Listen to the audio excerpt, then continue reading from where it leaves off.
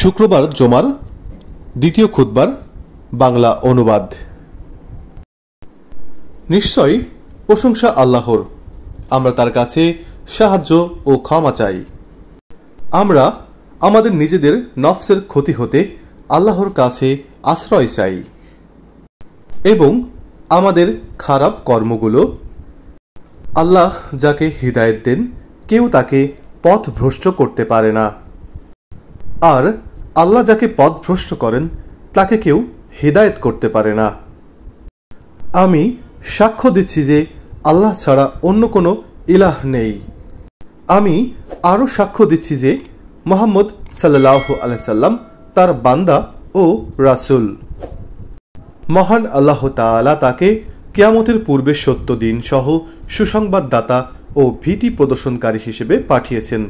যে ব্যক্তি আল্লাহ ও তার রাসূলের আনুগত্য করে সে সঠিক পথে রয়েছে, আর যে ব্যক্তি আল্লাহ ও তার রাসূলের অবাধ্য হয় সে তো নিজেরই ক্ষতি সাধন করে, সে আল্লাহর কোনো ক্ষতি করতে পারে না।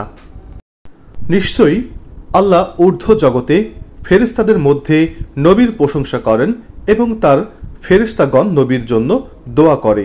হে মুমিনগণ, তোমরাও নবীর উপর দরুদ পাঠ করো এবং তাকে যথাযথভাবে সালাম জানাও।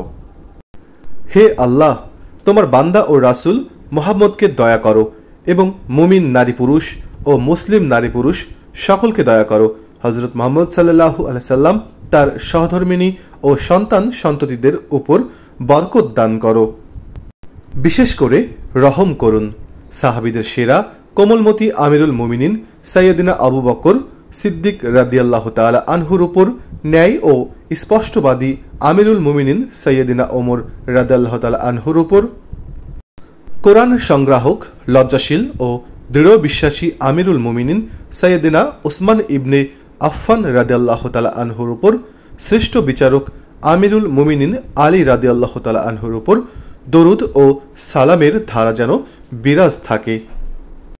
তাছাড়া শান্তির প্রতীক জান্নাতের যুবকদের সর্দার হযরত সাইয়্যিদানা আবু মুহাম্মদ হাসান ও আবু আবদুল্লাহ হুসাইন রাদিয়াল্লাহু তাআলা আনহুর উপর রহমত বর্ষিত হোক।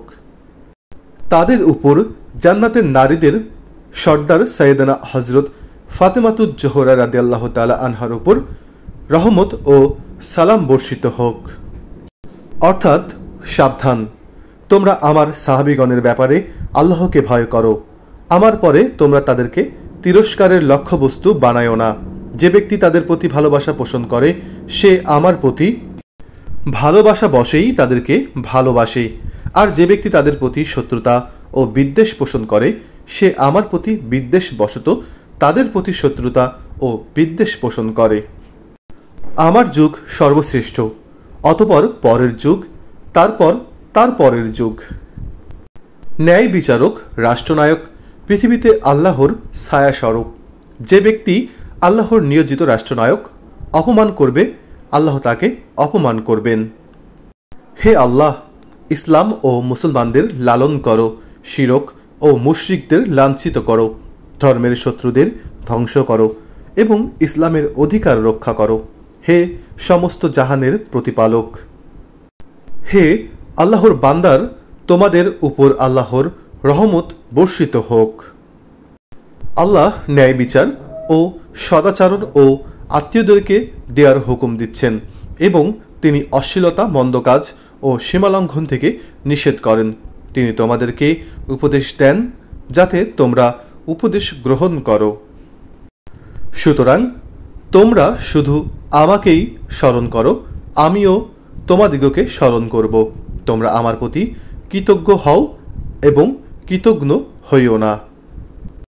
প্রিয় দর্শক শ্রোতা মণ্ডলী, ভিডিওটি সম্পূর্ণ দেখার জন্য সকলকে অসংখ্য ধন্যবাদ জানাই। ভিডিওটি ভালো লাগলে আমার চ্যানেলটিকে সাবস্ক্রাইব করুন এবং পাশে থাকা বেল আইকন বাটনটিতে ক্লিক করুন। প্রিয় দর্শক, সবাই ভালো থাকবেন, সুস্থ থাকবেন। আল্লাহ হাফিজ।